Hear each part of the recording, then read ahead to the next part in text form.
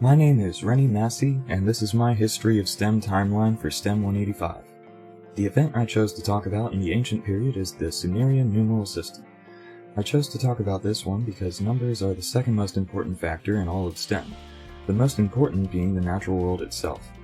The Sumerian numeral system was a sexagesimal system, also known as the base 60 system, similarly to the decimal system we most commonly use being a base 10 system and the binary system computers use being a base 2. The numbers were written in cuneiform, the first recorded written language in world history. This number system was first used to measure the time in increments of 60 and is most likely why we still do this today.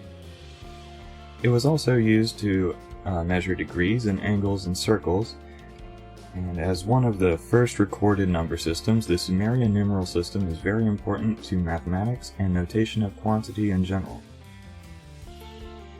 For the scientific revolution, I've chosen to talk about spontaneous generation theory and how it was disproved because it was a big step in biological science. Spontaneous generation was once an accepted theory on the origin of small life forms such as maggots, mice, and mites. In science, this was known as abiogenesis, or life from inorganic matter. Today, this idea sounds more like magic than science. According to a journal article by J.R. de la Torre Bueno from January of 1925, poet and scientist Francesco Redi disproved the idea in 1668 by demonstrating that the presence of maggots in putrefying meat does not result from spontaneous generation, but from eggs laid on the meat by flies. Spontaneous generation theory was previously also tied to the origin of life on Earth in general, which contradicts modern evolution theory, so the disproving of the idea was fundamental in the evolution of biological science. For the Industrial Revolution, I chose to talk about the battery or the pile, as it was and is very important to the progress we have made with electronics. In 1800, Italian scientist Alessandro Volta invented the voltaic pile, the first battery. The most recent invention to store electricity at the time was the Leyden jar, the first model of what's known today as the capacitor. However, one use of the stored electricity in the Leyden jar would release all the stored electricity at once. Thus, it would need to be recharged before its next use.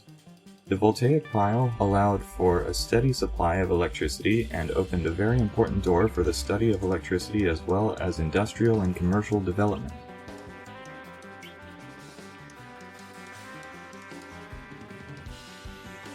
For the second scientific revolution, I've chosen to talk about Marie Curie's discovery of radium and polonium, as this was one of the ushering events of the atomic age, as well as a very important step for feminism in STEM. Marie Curie had dreams to study at the Sorbonne in Paris and attained a degree from there in physics in 1893. In 1898, she discovered the radioactive elements, radium and polonium, and her work in radiation led to new cancer treatments. Curie was quoted saying, "I am one of those who think, like Nobel, that humanity will draw more good than evil from new discoveries." According to Act for Libraries, it can be argued that it might have been better that discoveries that ushered in the atomic age had never been made, based on atomic applications to war afterward. A good example of irony is the research in something that can miraculously save lives from cancer could also so efficiently end them. For the space ages, I will be talking about Enrico Fermi's significant contribution to atomic research. Enrico Fermi is considered to be one of the greatest architects of the atomic era.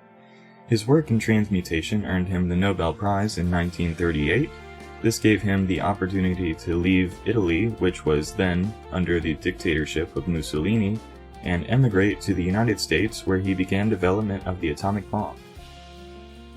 In 1942, Fermi constructed a nuclear reactor and thus discovered nuclear fission, the atomic reaction that would make the atomic bomb the most destructive device to ever be created.